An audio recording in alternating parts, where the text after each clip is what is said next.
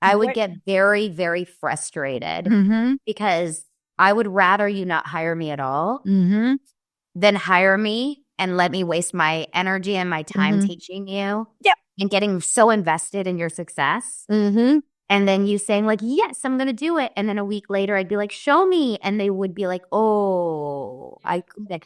And meanwhile, you're like commenting on my content. And I know you're watching Real Housewives. And I know you're like going out and posting pictures of you and your martinis. And like, why can't you post one 30-second reel of you doing of your business? Yeah. So it's priorities, right? Hi, and welcome to Handbag Designer 101, the podcast with your host, Emily Blumenthal, handbag industry expert and the handbag fairy godmother. Each week, we uncover the stories behind the handbags we love, from the iconic brands and top designers to the creativity, craftsmanship, and culture that define the handbag world. Whether you're a designer, collector, or simply passionate about handbags, this is your front row seat to it all.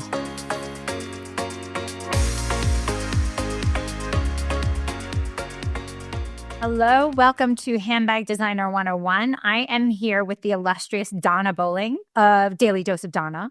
I am so over the moon to have this. I feel like I have a celebrity, maybe because you're in LA and I'm not. But thank you for joining us today. This is very exciting. I am so excited to be here. And I feel like I am with a celebrity because I love New York and I want to be in New York. Oh, well, you know, grass is always greener, isn't it? Although our grass is totally frozen over right now. There's no grass to be seen because it's our grass is burned from the fires. So touche. Oh my gosh. So I have been a loyal listener, and you know, once you have a platform like this, that it's a microflex, that you can reach out to people and 9 times out of 10, they'll be amenable to chat. So it was pretty exciting that you were open to this, and I'm just so excited to dive right in. You were a casting director once upon a time.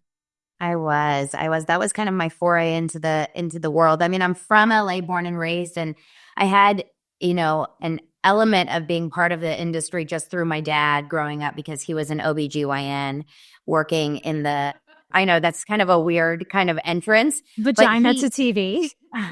He delivered a lot of celebrities' babies. So when I was a kid, I grew up on sets just because he would bring me on sets because he delivered Jean Smart's baby and he delivered Jacqueline Smith's baby from, like, you know, Charlie's Angels and Kmart. Yes.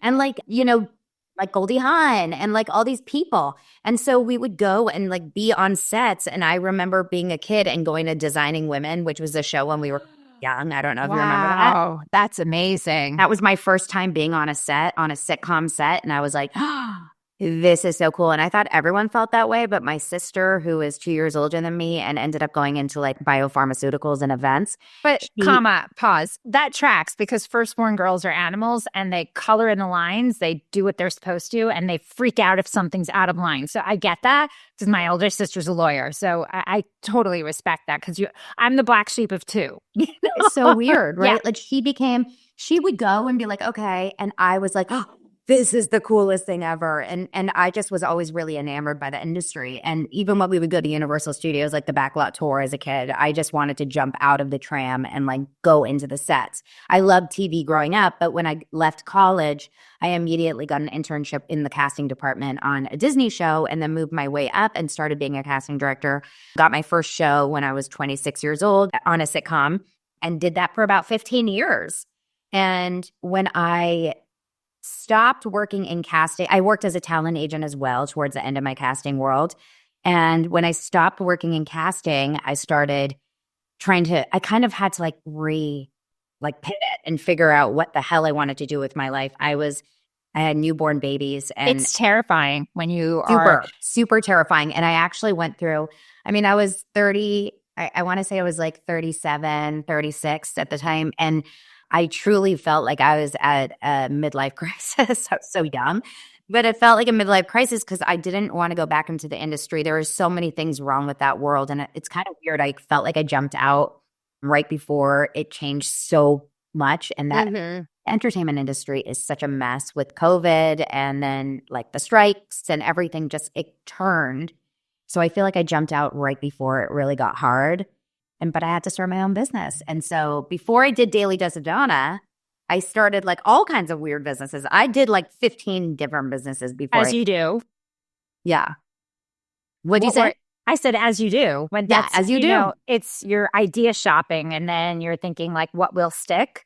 I think, and I speak to my students, and one of the first questions I ask them is what child you are in the birth order, because it so determines who you're going to be, the kind of student you are, how you work as a group, who's going to be the captain, who's going to be the one that coasts, who's the one who's going to go under the radar. So I think to most people, doing what you did would probably be something they would be terrified to, but to someone like you and me, as I can assume, it's just kind of an organic, like, okay, well, obviously, like, what else am I going to do? And you are totally resistant to the idea of not even so much failing, but like, well, what, I have no choice. Like, this is just the next iteration of what I need to do, the end.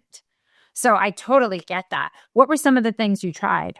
Well, I just remember my sister actually, she kind of like pulled me out of my spiral at that moment, because I remember, I'll never forget, they always say like you have to hit rock bottom. In this moment, I felt like I had hit my rock bottom, because it was a Monday morning and I'm a real doer. If you can't tell, if you listen to my podcast, I go 5 days a week. I am nonstop. I am constantly online. I'm chronically online. I am constantly creating content. I mean, you kind of can't get rid of me, right? So I don't like being stagnant, and I don't like not doing and making money and working and working. But I had these young babies at home and I didn't have a job. And part of the reason I didn't like casting, a lot of people don't know this, when you're casting, you're an independent contractor and you're waiting for the next call. And that was the worst part of casting, is because you don't really have control over your career. Right. Kind of are just sitting and you're waiting. Yeah. Once you get the job, you have control. But then between gigs, you kind of have no control. Like, and that's then what? really hard. And so I felt like I really wanted to have more of a say over what I wanted to do. But I didn't have any say. I was just laying there. I remember I got really sick and I ended up getting mono. I was 37 years old with mono. I was like, what? This happens when you're in high school, I thought. Like the Q disease. But I guess that it's like Epstein-Barr. It sits and it's stress related. And so I had a really high fever. I had babies at home and my sister and I were on the phone and I was crying to her. I was like, what is happening to my life? And she said, watch this video. And it was Gary V. And I don't know if you know Gary Vaynerchuk, but this was like 17, 18, I don't even know. It was like, wake up, get over yourself, get going. Yeah, it was one of like, it was when he was so viral, and he was like, do something with your life. And basically this video said, you got to use your calling card. And I don't remember exactly what the video said. Essentially, the message of the video was take something you already are good at and kind of use that to create a job. And whether or not you want to do that for the rest of your life, that can be determined later. But you can't start over by doing something that you have no idea what to do because you're never going to like make it big by starting over a new skill that you've never done before. You kind of start with something you already do and then start and like pivot from there.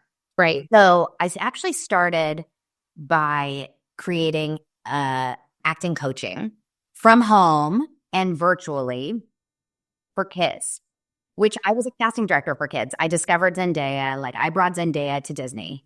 Debbie Ryan, who ended up, I don't know if you would know who she is. Of course. I have kids. Yes, she was just from the nanny who wore high heels. I didn't understand. Exactly. That didn't make any sense. And we knew we knew it wasn't New York also because they kept referring to the freeway. And I wish the writers would recognize nothing is free here. So it is a highway. There are tolls. Move on the end. But continue. Exactly. So we brought Debbie Ryan, we found her tape when she was auditioning from her little room in Texas. Like we did a lot of those things. And so we had credibility, my partner and I, my casting partner and I, but I was on my own at that point. So I had the credibility, I had the ability, I had the connections. So I decided I don't want to do this. This is not my long-term gig, but I can do this. Right. And I started an acting coaching business. I connected with some of my agents. I put it out there. And before I knew it, I was so damn busy. And I made so much money doing that that I actually couldn't handle how busy I was. Within 6 months, I was making so much money and I was so busy that I ended up literally getting so overworked that I had to turn work down. My business flew off the radar. It was crazy. My husband was like, whoa, I was working from 6 a.m. to 11 p.m. Yep. But it wasn't for long because I was like, wait, this is not what I want to do. I just didn't want to work with actors. That was not the long-term goal. I didn't love the show business world, and especially working with kids and their parents, because that's ultimately what you're doing. You're working with parents. Yep. I can tell you, having worked with designers for upwards of 20 plus years, I always refer to it as basement to Beyonce, that they come in terrified, scared, dumping their life story to you, and then a little bit of attention, and all of a sudden it's like, I'm not taking that deal. I'm worth this. I won't come. And I'm like, do you realize that the sun will come up and down, and people will do things without you? Everybody can live without you. So ego is something that I think is the devil's work when it comes to working with people with talent. I thought I didn't hit the ego as much. For me, what I was experiencing was I felt it was really hard for me to see how much money parents that didn't have would be willing to shell out were putting into this world. So that's actually what was hardest for me, is that my rate, I could have charged $1,000 an hour and people would have paid it. I could have charged $5,000 an hour and people would have paid it. Like, the money does not know any bounds when it comes to getting your child an opportunity in this business. It's crazy. Like, I was getting gifts. I was getting like $500 gifts from some of these parents, like, because people are desperate to get their children on TV. It's wild. People are giving up their lives to move to, to California, to LA. And it was devastating to see, because I'm thinking to myself, I don't know how to tell you this, but your kid just isn't going to do it. Like, and this is from the bottom of my heart, not to break your heart, but I've just seen it on the casting side. I've been on the other side of the table. Like, I know what's out there, and it's just not going to happen for your kid. It's not. And so, a lot of people would, and I hate to say this in hindsight, like, if you're in the handbag world, you know what sells, you know what's going to actually do it. And you've seen people out there that will, they'll rip their hair out, but you're like, you just don't know. I don't know if you have it. No. Well, it's not even so much if you have it, but if you have the capacity to do it. Like, maybe that's it. And it's really tricky. And PS to people throwing money at you, wait till your kids get older and you see SAT, ACT tutors and college counselors and people for camp. I mean, the amount of things relating to children that people are willing to throw insane amount of money at is kind of ridiculous. Yeah, I mean, luckily with that college counselor situation, I think but one of my best friends is a A-list college tutor and like guidance here in LA, and she works with a lot of celebrities. And yes, she doesn't like take your test for you. There's none of that. It's all legal, but it's the same kind of thing, because like this housewife mentality, right? The Beverly Hills Housewives mentality where it's like, yeah, I mean, if we start talking about that, the whole conversation will be about Bravo. I have to like zip my mouth. We have to stay on top. Oh my God. I mean, if we get into the Justin Baldoni thing, forget it. I have so many thoughts. Today's episode will all be about so many thoughts. Yeah, I think it's a really interesting point, though, in terms of recognizing that you found something you're really, really good at, but it's choking you and almost asphyxiating you, that it's not joy, it's pain and it's suffering, and you're not enjoying it. So how can you commit to doing that longer than you need to? I really struggled with it. I really did, because I was also struggling with money versus passion and enjoyment. And actually, I remember, so it was 2019. It was December of 2019. My mom had just turned 70, and she decided to take 17 of us, of her family, for her 70th birthday. 17 of us. I mean, she didn't like take us all. We all financially invested. But 17 of us went together to Thailand for 70th birthday. All of us went for Christmas and Hanukkah or whatever. I'm Jewish. Hello. And we all went there and had the best time ever, right? We went to Bangkok and Phuket, and we walked around the beaches and swam and whatever. And I remember walking down the beach one day and just saying, like, I think I'm going to like rip the cord. I don't know what it's going to be. I think I have the ability to kind of pivot my business and work with entrepreneurs, because I was starting to kind of like play around with the idea of taking a lot of my abilities, and because people were starting to come to me and saying, how did you build this business? And so I knew I could kind of try to work it out, and I was trying to follow my heart. So I came back January of 2020. I had just moved into my current house, and I decided, okay, I'm doing it. And I announced I'm going to stop doing this business, this acting business, before pilot season. Pilot season in the entertainment industry. And I knew I had to do it before pilot season because pilot season is technically approximately January, February. This is how it used to be. January, February through about April, May is like this really, really intense time for auditions where every single network, and it used to be, it's not this way really. It was just like attacking with scripts and auditions. And so if you're an actor, you have 15 auditions a day, right? So I knew I had to kind of pull the plug before pilot season. And I remember announcing it and devastating my clients, and everyone was so upset about it. I made the decision. Well, 2 months later, not even, COVID. The reason why I decided to do it before COVID or did it before COVID, I will never know how I made that decision. But there was no pilot season. There were no auditions. I would have had no business. I would have had no money. My life would have been completely like at a screeching halt. And instead, every single person needed to start their business from their computer, started a business on Instagram using video content, which is what I was teaching anyway at that point. I had pivoted to doing that anyway. And my business blew up doing that. So it was crazy. I kept like jumping the gun and making it. It was nuts. I just had very weird luck. Mm-hmm. That's amazing. So you moved into working with people and teaching them how to video themselves. How did you handle that? How to use video content and online content, how to build their businesses on Instagram, because that's what I did. I created an Instagram account for my online acting coaching. I started to teach people tips online. And it was the first of its kind in a long time because this was 2018, 17. And I started a podcast called The Young Actors Guide. So I used a podcast, Instagram, Reels, whatever, all those things. And I started to teach that method. And I mean, yeah, it was weird. I don't know. I just don't have rule books. I just kind of go with the flow. Yeah. If you ever wanted to start a handbag line and didn't know where to start, this is for you. Living proof that independent designers can make it big. Emily Blumenthal is one prime example. If you had dreams of becoming a handbag designer and didn't know where to start, this is for you. If you have a handbag brand and are in need of strategy and direction, this is for you. I'm Emily Blumenthal, handbag fairy godmother and handbag designer expert, and this is Handbag Designer 101, the masterclass. Over the next 10 classes, I will break down everything you need to know how to make, market, and manufacture a handbag.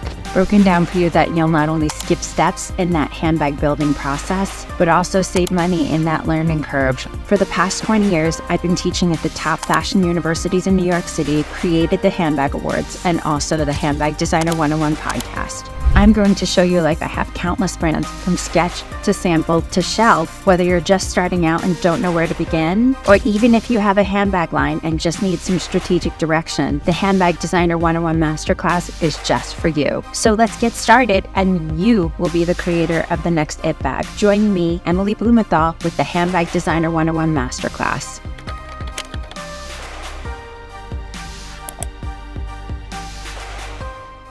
At what point did you pivot that podcast to Daily Dose of Donna? So then I pivoted the Young Actors. So I put the Young Actors Guide aside in 2019. 2020, I started Show Up on Video. That was another podcast that I did. I did Show Up on Video until 2020. I think I stopped it right when Daily Dose of Donna started. So 2023. Now this is a whole other boat. So at the end of 2022, I also get bored a lot. I get that. I respect that. Same. Such a Gemini. Yeah. So I'm first day of Cancer, so I feel okay, that. We're similar. So I'm June 11th, and I have I get bored. I get bored. I get antsy, which is why Daily Dose of Donna really works for me because the stories are changing every day. And I think that that's why it works because I'm never talking about the same thing. So Daily Dose of Donna, this is how this started. It was the end of December 2022. And Show Up on Video was getting stale for me, the video content coaching. It was the same thing every day. It reminded me of acting coaching. And the reason why I thought stale for me is because it's very frustrating for me to teach content to people who either A, don't take my feedback or don't take my instruction and don't implement it. So people were paying me a lot of money. Yeah. And then not listening to what you were telling them to do. Or just not doing it. I know. It's so interesting. It's funny. I had a professional coach on yesterday who was actually from LA. She called herself, I think, a creative recovery specialist or something like that. And we had this long chat about people who hire you for your expertise. And it's gotten to the point after contracts are signed as clients. And I say, I have to be very to the point because I don't have the bandwidth otherwise to say, I'm going to give you feedback, but I can give you two things. I could tell you what you want to hear and I could tell you what you need to hear. And if you sign off on what you need to hear, then you're committing to me in this kind of contract that I will be honest with you, but you need to follow through on your end. Because if said work does not work and you do not get a return on investment, you cannot come to me saying it didn't work because 100% you didn't follow through. It's super challenging to deal with people because I call it, like I said, basement to Beyonce. Tiny bit of attention. I don't need to do this. I don't need to do that. And as you know, kid actors, bloggers, influencers, podcasters, now they are a dime a dozen. There are so many of them that everybody could survive without another one. I would get very, very frustrated because I would rather you not hire me at all than hire me and let me waste my energy and my time teaching you and getting so invested in your success. And then you saying like, yes, I'm going to do it. And then a week later, I'd be like, show me. And they would be like, oh, I couldn't. And meanwhile, you're like commenting on my content. And I know you're watching Real Housewives. And I know you're like going out and posting pictures of you and your martinis. And like, why can't you post one 30-second reel of you doing of your business? So it's priorities, right? And so that would bother me, number one. Number two, I would realize that like I can't teach you how to be compelling on video if you actually just don't have the ability to be compelling on video. It's like acting. Yeah. And some people are just, and I hate to say this is also with podcasting. Not everyone can have a podcast. Not everyone can have a podcast. Nope. Some people are just not great audio like speakers. They're just not. Yeah. No, I've been, as I'm sure you have, I've been on a lot of podcasts as guests, and I've been grateful, obviously, for every invitation. And, I would never poo-poo on anything. But it's so fascinating how many people have a script one by one. And all I keep thinking is, I don't understand how you can have an audience who would want to continue to listen to that, because you have to really emphasize your USP, your unique selling point. And every conversation, as you know, has to have something that stands out to make it different from the last one. You have to. My favorite podcasts, and the reason why some of the best podcasts in the list of like top charts are the Joe Rogan style, are the Mel Robbins style. They are not scripted. They are literally just conversations. I would never, ever listen to a podcast that felt like I was listening to a scripted question. One time, I'll never forget, like, I can't even remember the name of the podcast because I blacked out after this. But one time, someone asked me to be on their show, and I don't even know if I ended up doing the show because I couldn't believe the gall. They said, can you be a guest? And I said, of course. Like, I'll very rarely turn down a show unless it's like really inappropriate or like very like offensive show. Yes, of course. And then they sent me, okay, here's a list of questions that we want to ask you. Yep. And then they said, can you answer the list of questions here? Yep.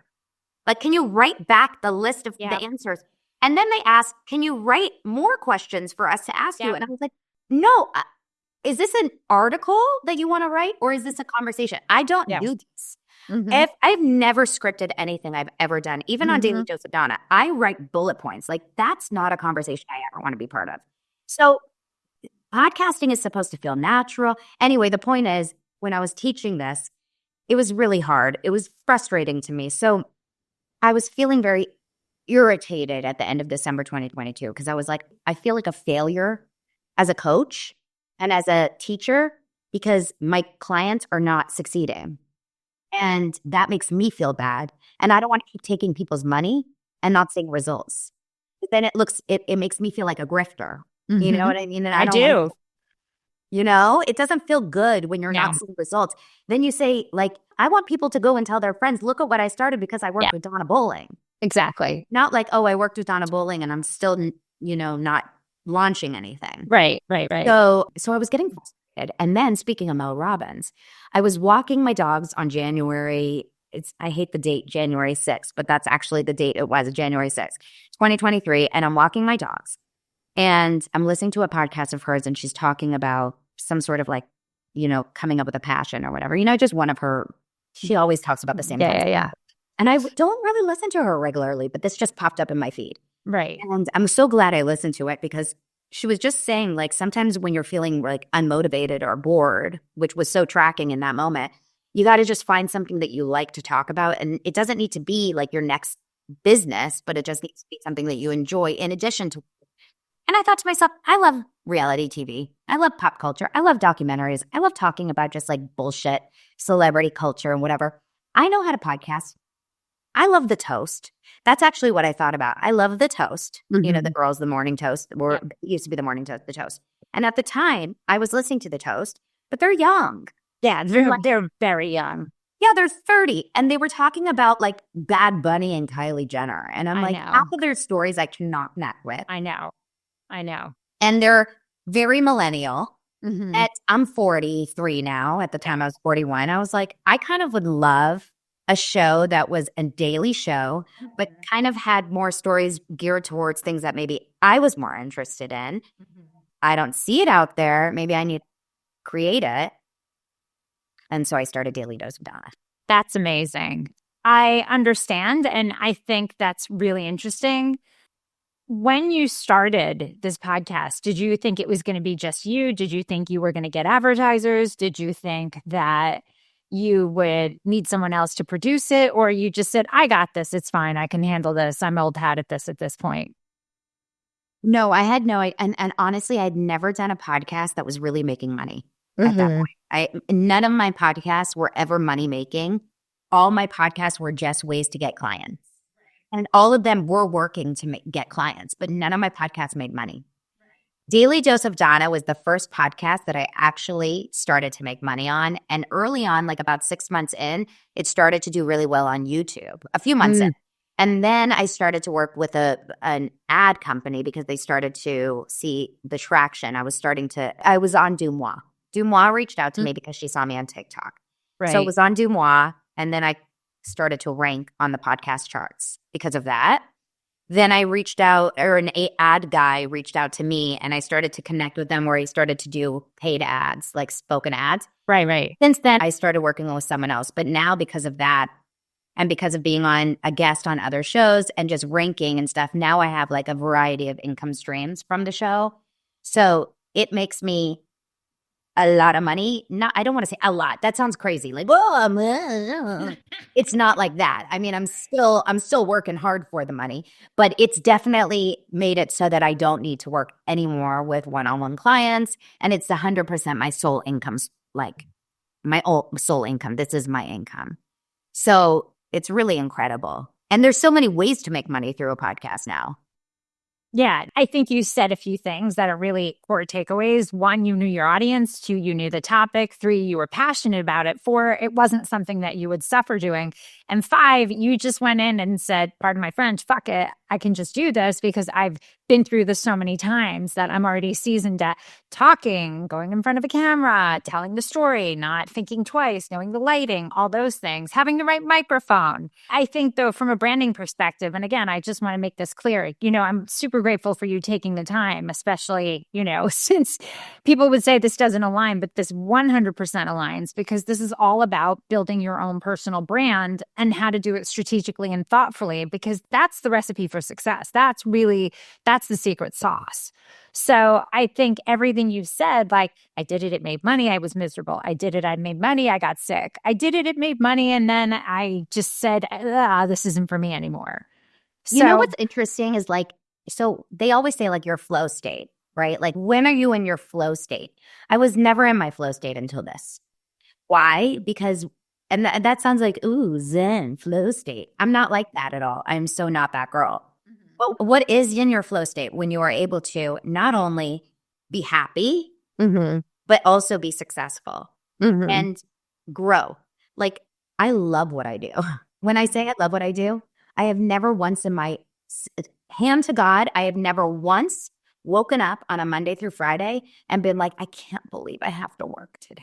I am so excited to sit down at my computer. Sometimes I'm like, I wish my show was earlier in the morning rather than at 11 because I'm excited to like get into it. Yep. I love what I do. It is like an excitement thing. I have a live audience that I've connected with. I have a community. I have a Facebook group. I truly look at my audience as my friends. I connect with them online. It's taking a thing that I am obsessed with and finding a way to monetize it, right? I'm not saying that just because it's like a bullshit thing to say. It's truly, I found my thing, right? There's a lot of downsides to it. Trust me, a lot of downsides. People are really, really cruel online. I mean, I've been through that on the receiving end purely as a result of the designers with whom I've worked and doing enough of these fashion, beautiful people events that, you know, someone doesn't go through or they associate me with somebody else or something that some other designer has done. And then all of a sudden, it wasn't a reflection of me until it wasn't successful. Yeah, no, it's really cruel. There's a lot of really mean things out there that can be said about you. Lots of lies, things being said about, you know, innocent bystanders in my life, my mom, my husband, my kids, like things that are just really, really out there. I think people get very, very invested in the content that I am talking about, like the people that I talk about, reality stars or podcasters or whatever. It's very interesting. I have noticed there's an unhealthy group of fans when it comes to certain content that I talk about. Yeah. That like people take it really far with a lot of the reality stars. So that part has been a learning curve for me. I never experienced that with anything I've ever done before in this world of like, because I never was, you know, so much of a public facing person. Right. Thank you for sharing all this stuff because I know, especially getting this kind of feedback, it almost makes you think twice, like, is it worth it? Because the comments are really savage. And, you know, your biggest weakness or the things you're most insecure about, people can find really fast. And you have to kind of swallow it and then go back and forth and say, do I want to read this? Do I want to read the feedback? What if it's constructive?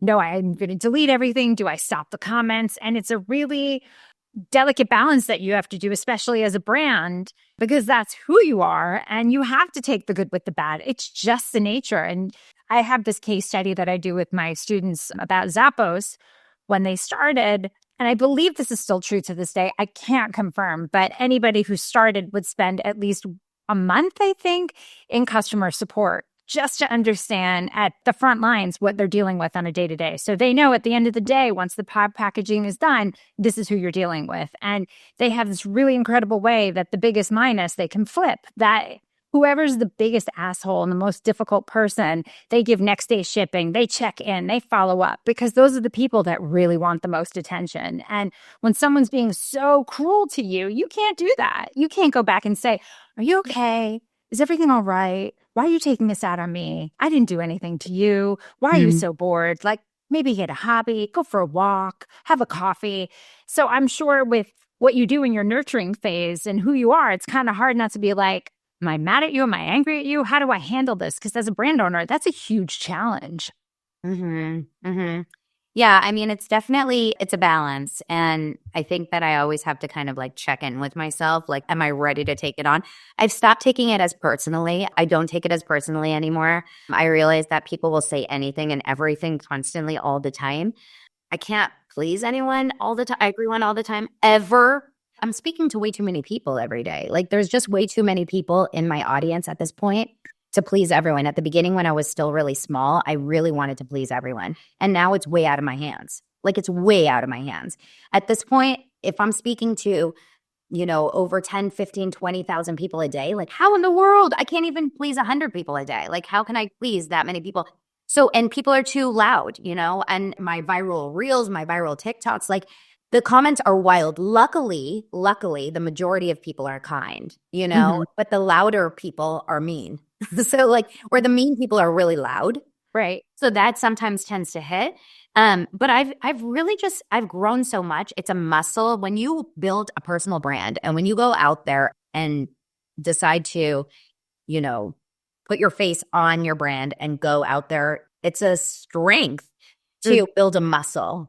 And honestly, it should be a muscle that you are building every single day because your skin needs to get thick. You will get taken down. You will be told that you have bad content, you have bad products, you have bad branding, you're ugly, you will be unsuccessful, et cetera, et cetera. People will attack you for, your religion, your politics, your this, your that. Everyone will come after you.